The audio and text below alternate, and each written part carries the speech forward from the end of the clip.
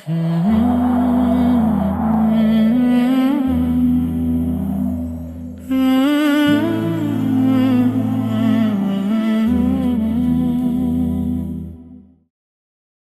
আলাইকুম ওয়া রাহমাতুল্লাহি ওয়া বারাকাতুহু। ইন্নাল হামদুলিল্লাহি ওয়াহদা ওয়াসসালাতু ওয়াসসালামু আলা মান লা নাবিয়্যা বা'দা আম্মা বা'দ। পবিত্র কোরআনের মধ্যে আল্লাহ তাআলা রাসূল সাল্লাল্লাহু আলাইহি ওয়াসাল্লামকে করা বিভিন্ন প্রশ্নের উত্তর দিয়েছেন। যেমন ধরেন রাসূলকে এসে সাহাবীরা কোনো প্রশ্ন করেছে অথবা মক্কার মুশরিকেরা এসে কোনো প্রশ্ন করেছে।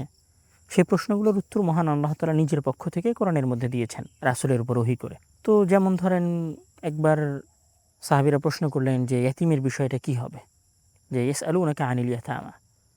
তখন মহান আল্লাহ তাআলা এই সমস্যার সমাধান দিচ্ছেন যে কুল ইসলাহুল লাহুম খায়রুন। হে নবী আপনি বলে দিন যে তাদের সাথে ইনসাফ করতে হবে। এরকম ধরেন রাসূল সাল্লাল্লাহু আলাইহি ওয়াসাল্লামকে জিজ্ঞাসা করা হলো খামর সম্পর্কে, মদ সম্পর্কে। যে ইয়াসআলুনাকা আনিল খামরি ওয়াল মাইসির। তারা আপনাকে জিজ্ঞাসা করছে মদ এবং জুয়া সম্পর্কে। কুল ফীহিমা ইসমুন কাবীর। আপনি বলে দিন যে এই দুইটাতে কি আছে? অনেক বড় গুনাহ আছে। কোথাও হয়তো সাহাবী রাসূল সাল্লাল্লাহু আলাইহি ওয়াসাল্লামকে জিজ্ঞাসা করেছেন যে আনিশ শাহরিল হারাম, হারাম মাস সম্পর্কে। ইয়াসআলুনাকা আনিশ শাহরিল হারাম। তারা আপনাকে হারাম মাস সম্পর্কে জিজ্ঞাসা করছে। কুল আল্লাহ তাআলা সেম একই ওয়েতে বলছেন যে কুল হে নবী আপনি বলে দিন যে বিষয়টা এরকম এরকম। তো যত জায়গায় মহান আল্লাহ তাআলা মক্কার কাফির মুশরিক অথবা সাহাবীদের প্রশ্নের জবাব পবিত্র কোরআনের মধ্যে দিয়েছেন, সব জায়গায় উনি বাক্যটা এইভাবে বলেছেন যে কুল হে নবী আপনি বলে দিন যে বিষয়টা এরকম। কিন্তু সবচেয়ে চমকপ্রমোদ একটি বিষয় ঘটেছে যখন একজন বান্দা রাসূল সাল্লাল্লাহু আলাইহি ওয়াসাল্লামের কাছে এসে একজন মানুষ রাসূলের কাছে এসে জিজ্ঞাসা করলো যে আল্লাহর সম্পর্কে জানতে চাইল। তো কোরআনে ওই আয়াতটা ঠিক এভাবে আসছে যে ওয়াইদা সাআলাকা ইবাদি আন্নী ফাইন্নী করিব উজিবু দাওয়াতাদ দাঈ ইযা দাআন।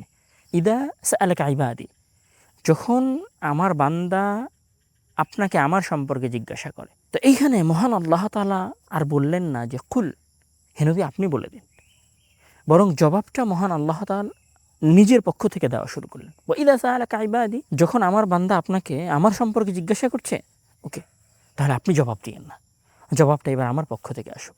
ফাইন্নী করিব, নিশ্চয় আমি তার নিকটে আছি। উজিবু দাওয়াতাদ দাঈ, আমি তার ডাকে সাড়া দিই। এই জায়গায় যে আরবির যে গঠন বাক্যের, এই গঠনটাও এটা প্রমাণ করে যে মহান আল্লাহ তাআলা আসলে বান্দার চাওয়া এবং বান্দার কথা বলার কত নিকটে থাকেন। মানে আপনার শুধু এতটুকু দরকার যে আপনি আল্লাহ তাআলার কাছে চাইবেন। আল্লাহ তাআলা বলছেন যে ফাইন্নী করিব, আমার বান্দা আমার সম্পর্কে জিজ্ঞাসা করছে। মুহাম্মদ মাঝখানের এই মাধ্যমটাও আর থাকার দরকার নাই। ফাইন্নী করিব, আমি নিজে বলছি যে আমি আমার বান্দার নিকটে আছি। উজিবু দাওয়াতাদ দাঈ ইযা দাআন, যখন সে আমাকে ডাকে আমি তার ডাকে সাড়া দিই। এরকম একটা হাদিস রাসূল সাল্লাল্লাহু আলাইহি ওয়াসাল্লাম বলেছেন যে ইয়ানজিলু রাব্বুনা তাবারাকা ওয়া তাআলা কুল্লা লাইলাতিন ইলা সামাঈদ দুনিয়া, যে মহান আল্লাহ তাআলা প্রত্যেক রাতের শেষ অংশে সপ্তম আসমানে নেমে আসেন এবং বলতে থাকেন মাইয়াদউনি, যে আমাকে ডাকে আমি তার ডাকে সাড়া দিব।